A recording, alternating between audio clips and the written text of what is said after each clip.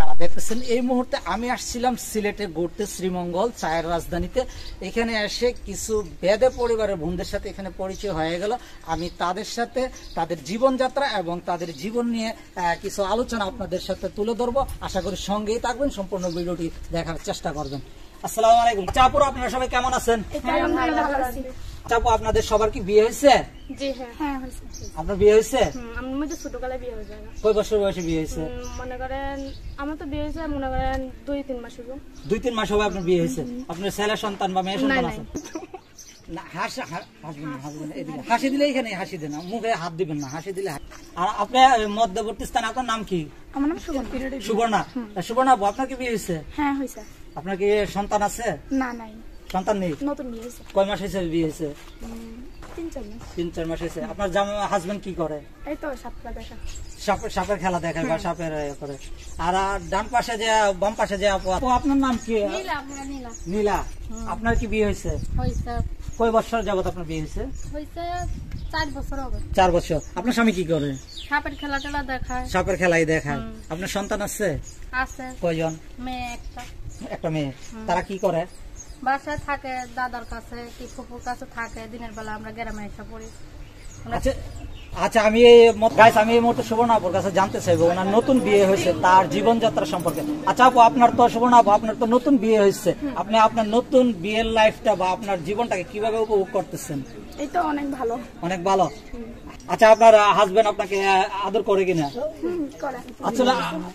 আসলে আপনাদের যে বেদে পরিবারে বিয়ে হয়, আসলে এটার কিছু নিয়ম টিয়ম আছে, আমাদেরকে বলবেন? নিয়ম আছে কি যে বিয়ে হতে হয়, কবুল করলে বিয়ে হয়। কবুল করলে বিয়ে হয়। আপনার বেদে পরিবারের সবাই ছোটবেলায় বিয়ে হয়ে যায় না? ছোটবেলায় বিয়ে হয়ে যায়। আচ্ছা সুবর্ণা আপু, আপনাদের বিয়ের অনুষ্ঠান, আপনার যেহেতু নতুন বিয়ে হয়েছে, আপনাদের বিয়ের অনুষ্ঠানে সুন্দর কোনো কালচার বা আনন্দদায়ক বিষয় আছে কিনা আপনার জানা মতো আমাদের ভিউয়ারদের বলবেন?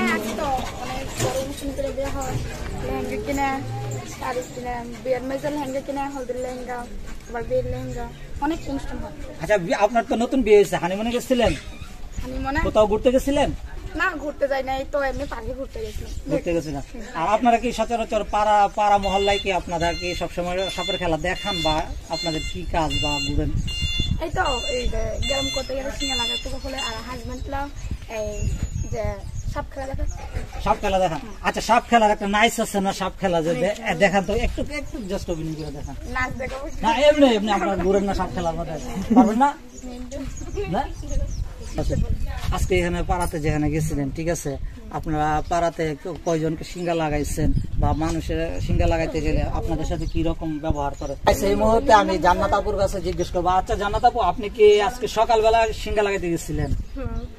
পাড়ায় কয়টা বাড়িতে এরকম যান প্রতিদিন?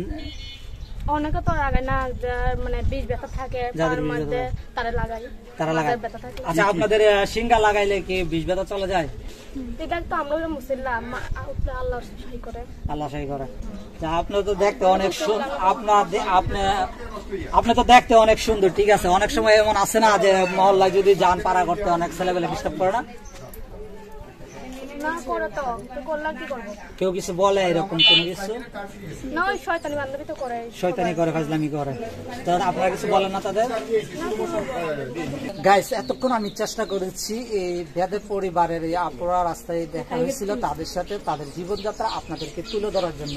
আসলে আরেকটি বিষয় ওনার মুখ থেকে যেটা আমরা জানতে পাইছি বা ওনার মুখ থেকে যেটা শুনতে পাইছি, উনি কিন্তু আমাদেরকে বলেছে যে অনেক সময় যখন পাড়াতে ওরা পাড়া করতে যায় বা সিঙ্গা লাগাইতে যায়, অনেকে আছে ওনাদের সাথে দুষ্টামি করে বা ওনাদের সাথে ব্যবহার খারাপ করে। আমি আমার এই ভিডিও থেকে আপনাদেরকে আজকে একটা মেসেজ দেব, ওনারাও কিন্তু মানুষ, বেদে পরিবারে বাস করে বা ওনারা যে পেশায় আছে এটা কিন্তু ওরা কর্ম করে খাচ্ছে, ঠিক আছে। এমন কোনো কিছু করছে না যেটা খারাপ বা বিক্ষোভ করছে না, কর্ম করে খাচ্ছে।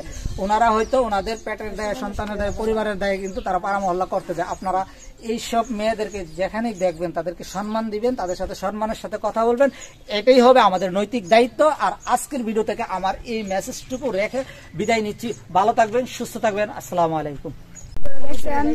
সবাই শেয়ার করবেন, কমেন্ট করবেন, লাইক করবেন। এখন সবাই ভালো থাকবেন, টাটা। টাটা আর সবাই টাকা দেন, সবাই একসাথে দেন।